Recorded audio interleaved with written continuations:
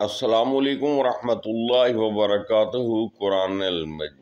قرآن الحکیم کی سورہ رعد میں اللہ تبارک و تعالیٰ ارشاد فرماتے ہیں کہ جن لوگوں نے دعوت حق کو ماننے سے انکار کیا ہے ان کے لیے ان کی مکاریاں خوشنما بنا دی گئی ہیں اور وہ راہ راست سے روک دیے گئے ہیں۔ پھر جس کو اللہ گمراہی میں پھینک دے اسے کوئی اور راہ دکھانے والا نہیں ہے۔ ایسے لوگوں کے لیے دنیا کی زندگی ہی میں عذاب ہے اور آخرت کا عذاب اس سے بھی زیادہ سخت ہے۔ کوئی ایسا نہیں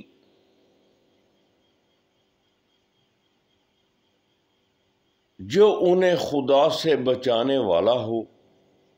خدا انسانوں کے لیے جس جنت کا وعدہ کیا گیا ہے اس کی شان یہ ہے کہ اس کے نیچے نہریں بہہ رہی ہیں، اس کے پھل دائمی ہیں اور اس کا سایہ لازوال ہے۔ یہ انجام ہے متقی لوگوں کا، اور منکرین حق کا انجام یہ ہے کہ وہ ان کے لیے دوزخ کی آگ ہے۔ اللہ سے بڑھ کر سچی بات کس کی ہو سکتی ہے؟ اللہ کے بندو، یہ حق سے منہ موڑنے والی بات، دعوت حق سے منہ موڑنے والی بات کیا ہے بھلا؟ یہی کہ قرآن الحکیم کی آیات کا انکار۔ قرآن الحکیم کی آیات کا انکار یہ نہیں کہ ہم قرآن مجید کی صورتوں کو یا اس کی آیات کو یا قرآن حکیم کو نہیں مانتے۔ اس کا مطلب یہ ہے کہ جو احکامات اللہ نے اس قرآن الحکیم میں انسانیت کی رہبری اور رہنمائی کے لیے متعین کیے ہیں، مقرر کیے ہیں، اگر ہم ان پر نہیں چلتے تو یہ ہے حق دعوت حق کو ماننے سے انکار۔ اور باقی رہی یہ بات کہ وہ جو جواز ہم پیدا کرتے ہیں، ہمارے کپڑے صاف نہیں ہیں جناب، ہم یہ بات ہے وہ بات ہے، تو اس طرح سے ہم جب جو ہے نا اپنے ہی دماغ میں پیدا ہونے والے کچھ ایسی باتیں ہوتی ہیں جن کو ہم جواز بنا لیتے ہیں، اور یہ ہیں مکاریاں۔ اور جتنا بھی وہ حق سے دور جا رہا ہوتا ہے اتنی ہی مکاریاں اس کے لیے خوشنما بنا دی جاتی ہیں۔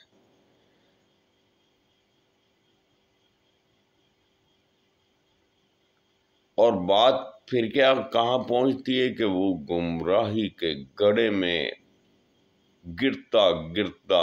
گرتا ہی چلا جاتا ہے،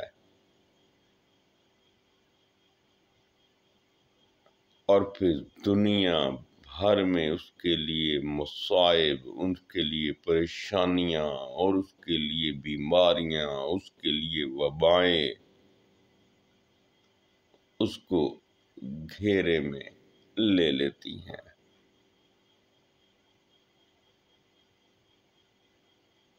اور آخرت کا عذاب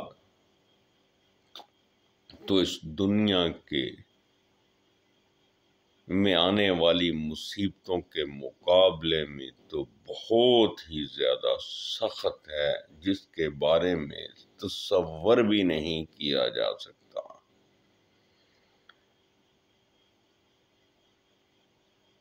اور دنیا کی کوئی طاقت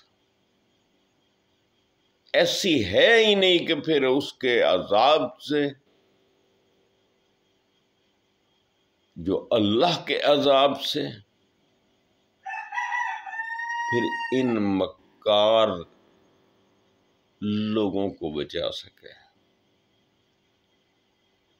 اور یہ ایک تاریخ گواہ ہے، خود اللہ تبارک و تعالی گواہ ہیں، خود قرآن حکیم گواہ ہے، خود ہمارے نبی پاک صلی اللہ علیہ وسلم اس بات کے شاہد ہیں کہ قرآن مجید میں واضح طور پہ اللہ نے پہلے سے ہی بتا دیا ہے کہ ہر دور میں ہمیشہ امراء اور پیسے والا طبقہ ہی گمراہی میں مبتلا ہوتا ہے،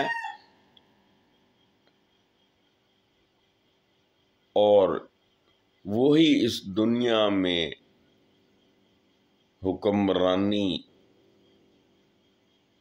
کرتا ہے، اور جب اس کو حق کی طرف بلایا جائے تو وہ حق کو نہیں مانتا، اور لا محالہ جس نے حق کا انکار کیا اس نے اللہ